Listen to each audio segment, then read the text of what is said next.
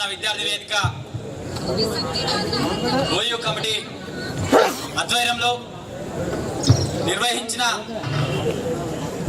బహిరంగ సభకు వచ్చేసినటువంటి విద్యార్థులకు, అక్కలకు, చెల్లెలకు, తమ్ములకు అందరికీ కూడా తెలంగాణ విద్యార్థి వేదిక రాష్ట్ర కమిటీ తరఫున తెలంగాణ ఉద్యమాభివందనాలు తెలియజేస్తున్నాం.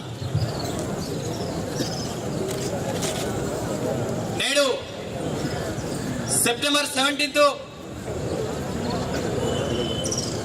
ఒక విశిష్టమైనటువంటి చరిత్ర ఉన్నప్పటికీ కూడా ఇక్కడ ఉన్నటువంటి పాలకులు ఆ సంఘటనలను భూస్థాపితం చేసి పాలకుల యొక్క చరిత్రను లిఖించారు. ఇక్కడ ఉన్నటువంటి రాజకీయ పార్టీల్లో సెప్టెంబర్ 17 వివిధ భిన్న కోణాల్లో చూస్తున్నప్పటికీ కూడా తెలంగాణ విద్యార్థి వేదిక సెప్టెంబర్ 17 తెలంగాణ విద్రోహ దినంగానే పాటించాలని కోరుతూ ఈరోజు ఇక్కడ బహిరంగ సభను నిర్వహించడం జరిగింది. ఈ 17ను కొన్ని రాజకీయ పార్టీలు తెలంగాణ విమోచన దినమా, విలీనమా, అదేవిధంగా నెహ్రూ పర్మిషన్ లేకుండా హైదరాబాద్ కు అడుగుపెట్టినటువంటి సర్దార్ పటేల్ విజయ దినమా, లేక తెలంగాణను విశాలందరూ విలీనం చేసి దోపిడీకి గురి చేసినటువంటి తొలిమెట్ట అనే ప్రశ్నలు మన ముందు ఉన్నాయి.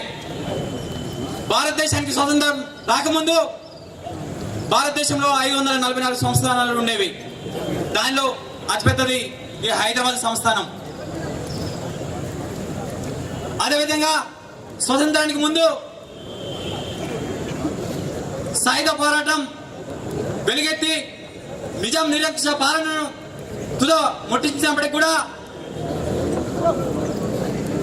నిజాం నిరంకుశ పాలనను తెలంగాణ ప్రజల నుండి బానిసను తెలంగాణ నుండి విముక్తి చేయాలనే ఉద్దేశంతో ఆనాడు పటేల్ సైన్యం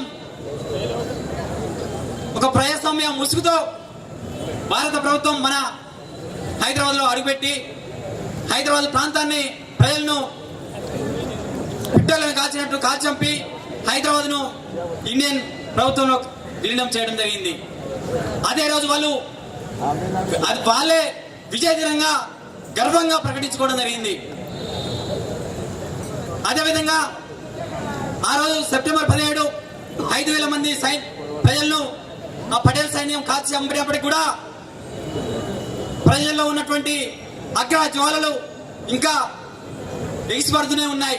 దానికి వచ్చిన ఉదాహరణ 1948 నుండి 52 కావచ్చు, 1969 కావచ్చు, మరి అదేవిధంగా 96 కావచ్చు, ఇప్పుడు ప్రారంభమైనటువంటి తెలంగాణ ఉద్యమం కావచ్చు.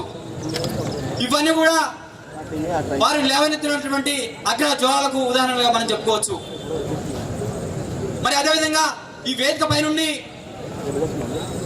తెలంగాణ ఉన్నటువంటి కొన్ని పార్టీలను ప్రశ్నించవలసినటువంటి అవసరం మాకుంది. ఎందుకంటే